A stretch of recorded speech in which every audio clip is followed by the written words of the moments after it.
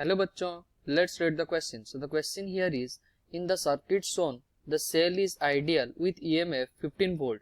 Each resistance is 3 ohm. The potential difference across the capacitor is. Okay, हमें circuit दिया गया है तो हमें निकालना है potential difference across the capacitor. So the key concept of question here is, from Kirchhoff's law, we know that from Kirchhoff's law,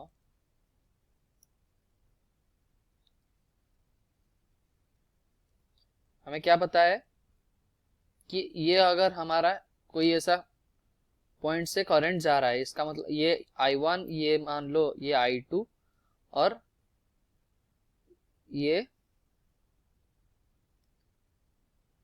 हमारा I3. Okay, सो हम क्या लिखेंगे, I1 plus I2 plus I3 equals to 0. Okay, हम क्या लिखेंगे, I1 plus I2 plus I3 equals to 0. और हमें ये भी पता है कि if a capacitor is charged for a long time, okay, long time के लिए हम चार्ज कर दिए, उसका मतलब क्या हो जाएगा, it will achieve its maximum charge and further it cannot acquire more charge. So this will be our steady state condition. Okay, ये क्या कौन सा कंडीशन हो जाएगा, स्टेडी स्टेट. ये हमारा स्टेडी स्टेट कंडीशन हो जाएगा और वहां से करंट फ्लो ही नहीं करेगा, current will not flow, current will not flow. Okay, तो हमें इतना पता होना चाहिए. So coming back to the question, question हमें कैसा दिया गया है, हमारे पास ऐसा एक सर्किट है, ये हमारा एक रेजिस्टर है और इसके साथ ऐसे कनेक्ट किया गया है 3 माइक्रोफैरड के कैपेसिटर.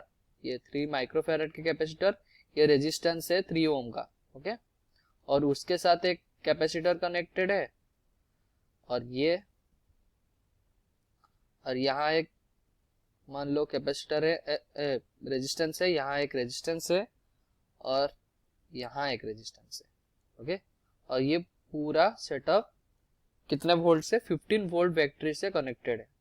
ओके, 15 वोल्ट बैटरी से कनेक्टेड है. तो देख लो, ये अगर 15 वोल्ट, ये पॉजिटिव प्लेट उसका और ये उसका negative plate. Okay, negative plate मान लो मैं पोटेंशियल इसका 0 ले रहा हूँ, मतलब ये वाला पोटेंशियल क्या हो जाएगा, 0. ये वाला पोटेंशियल क्या हो जाएगा, 0. ओके, और मान लो पॉजिटिव का कितना हो जाएगा, इसको 0 नहीं है, मतलब पॉजिटिव का 15 वोल्ट, ये वाला पोटेंशियल 15, ये वाला 15, ये वाला भी 15. क्यों, उसमें कोई चार्ज, उसमें कोई कंडक्ट रेजिस्टेंस ही नहीं है जिसका पोटेंशियल वो ड्रॉप करे, तो वो एक ही वायर ना वो, तो हर एक का पोटेंशियल कितना हो जाएगा, 15 वोल्ट का.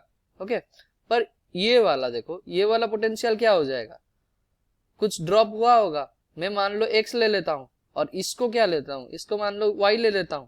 ओके, सो अगर हम लिखे इसमें मान लो तुम्हारा करंट आ रहा है I1 ऐसे आ रहा है और यहां से I2 जा रहा है और यहां से क्या होगा, करंट फ्लो ही नहीं करेगा, स्टेडी स्टेट एक्वायर हो चुका होगा तो करंट फ्लो नहीं करेगा, current will not flow, current will not flow at t equals to infinite.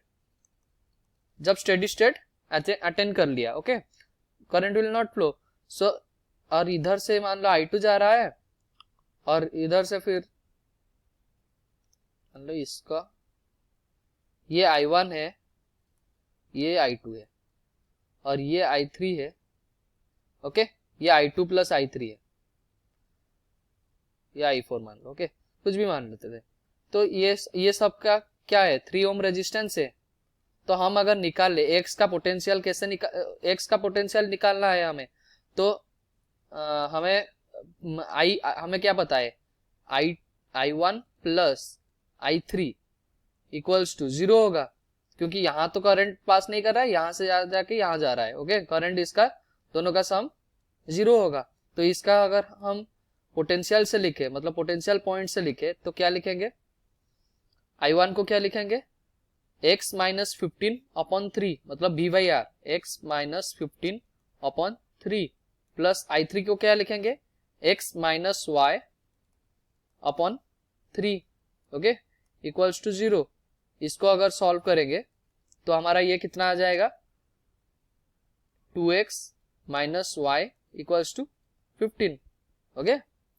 तो सेकेंड वाले कंडीशन में देख लेते हैं, y में इसका अगर पोटेंशियल ये कितना है, i2 है, ये i3 है और ये i4 है, उसका मतलब i2 plus i3 plus i4 equals to 0, okay.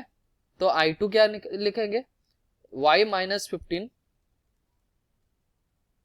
Upon 3 plus, और i3 क्या लिखेंगे, y minus x upon 3 plus, और i4 क्या लिखेंगे, y minus 0 upon 3 equals to 0।